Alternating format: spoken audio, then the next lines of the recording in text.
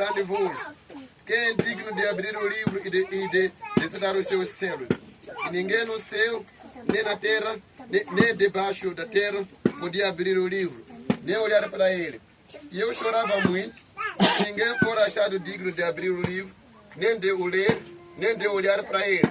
E disse-me um dos anciões: não chores, eis aqui o leão da tribo de Judá, a raiz de Davi, que venceu para abrir o livro e desatar os seus 7 selos. Amém. E olhei, e eis que estava no meio do trono e dos 4 animais viventes, e entre os anciões um cordeiro, como havendo sido morto, e tinha 7 pontas e 7 olhos, que são os 7 Espíritos de Deus enviados a toda a terra. E veio e tomou o livro da destra do que estava sentado no trono,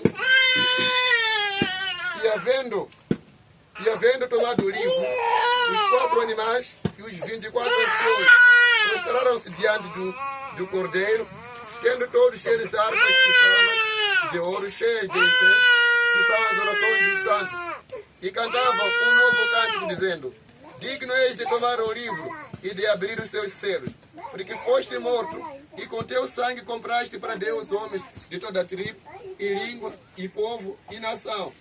E para o nosso Deus os fizeste reis e sacerdotes, e eles reinarão sobre a terra.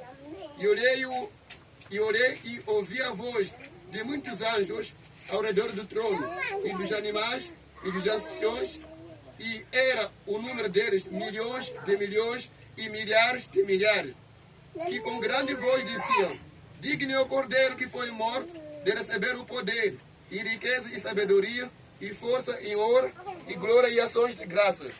E ouvia a toda criatura que está no céu e na terra e debaixo da terra, e que está no mar, e a todas as coisas que neles há dizer: ao que está sentado sobre o trono e ao cordeiro sejam dadas ações de graças, e honra, e glória, e poder para todos sempre. E os 4 animais diziam: amém. E os 24 anciões prostraram-se e adoraram ao que vive para todo sempre. Deus o abençoe. Deus acrescenta sua bênção nas suas santas escrituras. Mungu adalise pa kuerenga mauaji. E podemos sentar. Katika panza.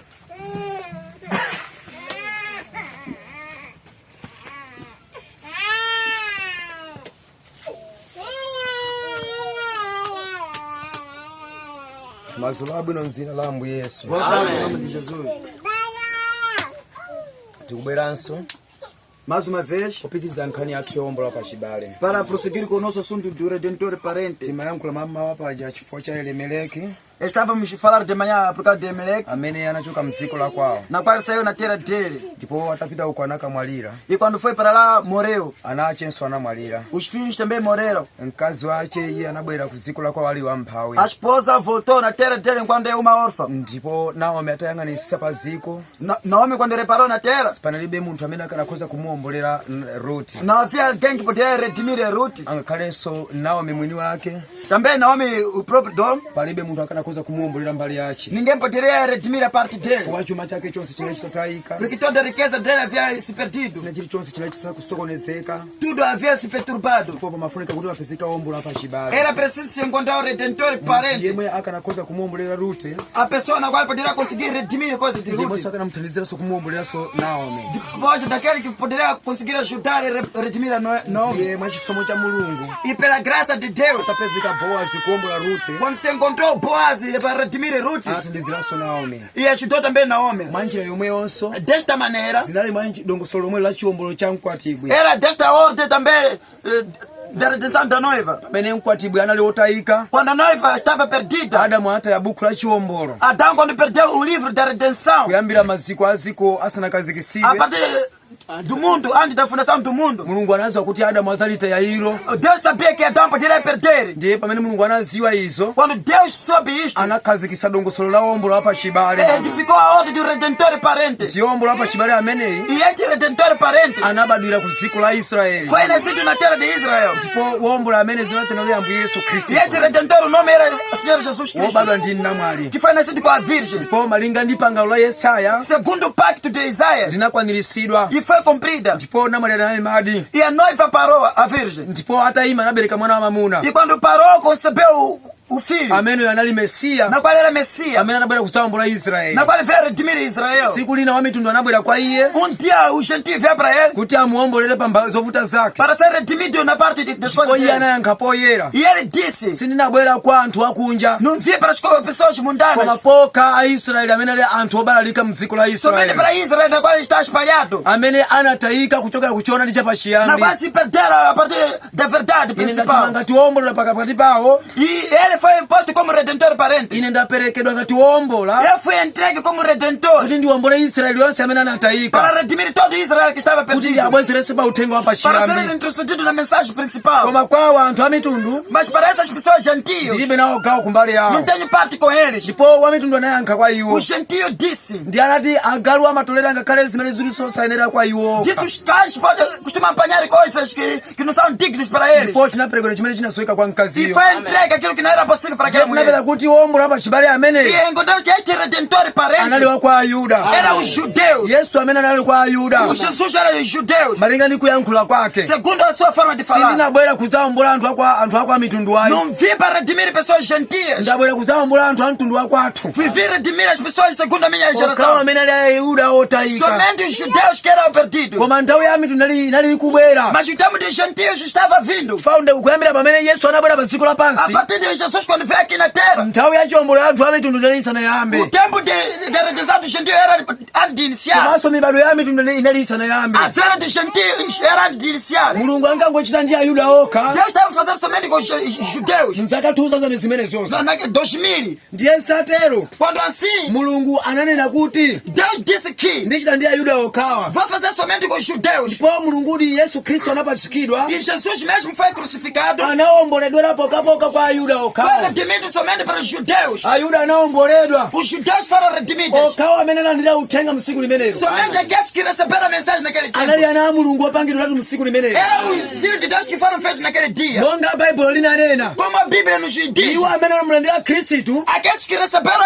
Cristo anapangidwa kukhala ana a Mulungu. foram feitos filhos de Deus. Koma iwowo anali Ayuda. Mas esses eram judeus. Koma iwo amene anamukana iye Mas aqueles que negaram anali ele ana achitayiko. eram pessoas perdidas. Ndipo izo zinali wombo pa chibale wa kwa Ayuda. Isso estava com o Redentor parente dos judeus. Ndipo amene anali Ambuye Yesu. Esse era o Senhor Jesus. Ndiyo izo zitatero Quando assim aconteceu, zinapera kuti encontramos que ndipo nthawi ya Ayuda inali itadusa. o tempo dos judeus já havia passado. Ayuda analephera uthenga. Os judeus conseguiram a mensagem. Ndipo Ambuye Yesu anatembenukira kwa O mitundu. Senhor Jesus converteu-se para os gentios. Monga inu mukuziwa Como vocês bem sabem, kuti fuko losiriza la Benjamin que a última geração de Benjamim, ndiwo amene anapereka uthenga kwa mitundu. são esses que entregaram a mensagem nos gentios. Koteronso wa mitundu Esses também gentios atenga uthenga naperekanso kwa Benjamin. levaram a mensagem entregada para Benjamim. Mukati muwerengesa mchivumbuluso Quando leram em Revelação, mumapeza kuti encontrarão que akuti kunabwera mngelo mtumiki veio o anjo ministro. amene tsopano Yohana anaona masomphenya O João viu a visão kuti basi panayima mwamuna wina que parou outro homem. anali ndi bango la golide m'manja mwake. Tinha copo de ouro nas suas mãos. Bango la golide nkajado. Cajado de ouro. Ndiye bango limene lali la golide kwambiri. Esse cajado de ouro Ndipo tinapeza kuti analayuzidwa kuti ayeze mkazi kapena mzinda. foi dito para medir a cidade. Kodi mukumvesa?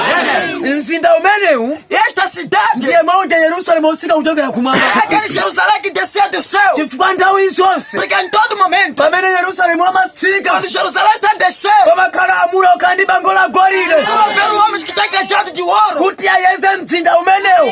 para medir esta cidade. Chifukwa pali anthu ena Porque existem outros homens amalandira mzinda umenewo que recebem esta cidade. amaulandira iwo mwachinyengo. Costumam receber de parte da mente. Amafunika mtumiki Mas é preciso ministro wopyola m'mayesero akulu entrar nas tentações maiores ali ndi mulingo wa uthenga woyenera e dar a mensagem digna, amene nawo mulingo woyenera e dar uma boa medida kuti ayezerawo ntawuni imeneyo. para medir esta cidade. Ndipo akayeza Quando medir kutalika kwace a sua altura, tifanye nini kupinga sakwache? Tangi zela sua semelhança da medida. Koma timapeza kuti Mas encontramos que ampande wa nyumba imeneyo o muro desta cidade yozungulira mkaji sumba kapena town iyo que rodeia esta cidade ndi mulingo wa munthu é a altura do homem. ndipo tipeza kuti Encontramos que ndi mikono 144 é 14 medidas. 144 14.000. não 144 Amém.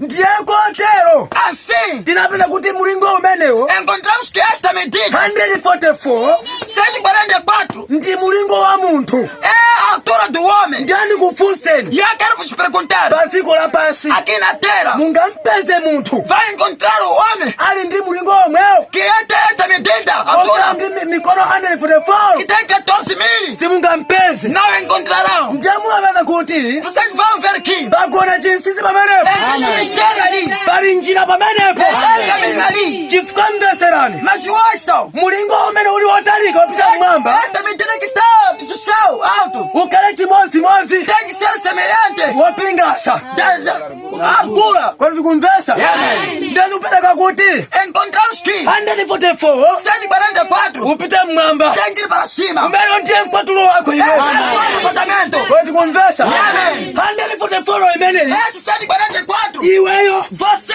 utapereka kwa 144,000 tem que entregar 144.000. kutandauza kwake A sua interpretação. mkwatibu wako a mitundu A noiva dos gentios. yerusalemu Em Jerusalém. mtauni ya ambuye A yesu cidade do Senhor Jesus. ikamakwatulizopita mmwamba Mas era batado para o céu. pa mulingo wa munthu Na medida do homem. ndiyo omwewonso É a mesma. azapereka kwa 144,000 144.000. kodi kumvesa umene ndiye mpanda Este é o muro. ndiye simungachoke kunja Vocês não serão fora. kaya mufune Mas quererem. mwina musafune Não quererem. muzapereka kwa 144,000 É 144.000. koma mveserani Mas ouçam. apo pali chinsinsi Há mistério. ndiye nenera kwene kuti O profeta diz. pali mtumiki Existe um ministro. ali ndi bango la golide Tem um cajado de ouro. ali kuyeza mlingo Está a medir mtauni a cidade. yochokera kumwamba Que sai do céu. kodi kumvesa ndilipeza kuti Encontramos que munthu ameneyi esta pessoa ayenera kuti awuyeze molondola tem que medir certamente, corretamente. kodi kumvesa nanga aziyeza chani Vai medir o quê? yerusalemu ochokera kumwamba Jerusalém que sai do céu. mama tinapeza kuti Encontramos que mama wamuja de manhã tinapeza kuti encontramos que mtauni imeneyi esta cidade, yerusalemu Jerusalém, ndi wa mzimu woyera Espírito Santo, ndiye timayeza chotani cometimos como? nanga ngela mtumiki O anjo ministro azayeza chotani vai medir como? ane kuti ayeze Tem que medir, chifukwa pali yena porque existe o outro. amene azalowa mukuzoza Vai entrar na unção mwa utumiki umenewu deste ministro, kulandira chinyengo receber hipocrisia, kuti apotoze anthu para discrepanciar as pessoas, kuti apite kugehena para ir no inferno, koma kuza imangelo mas para lá o anjo, mwasiku limeneli naquele dia, woyeza mtauni vai que é para medir a cidade, yerusalemu ochokera kumwamba Jerusalém que sai do céu, kuti aone para ver kuti ndiwoyenera que é digno. mwina ndi yerusalemu yokalamba Oh, Jerusalém que é velho. kodi kumvesa tiwapalize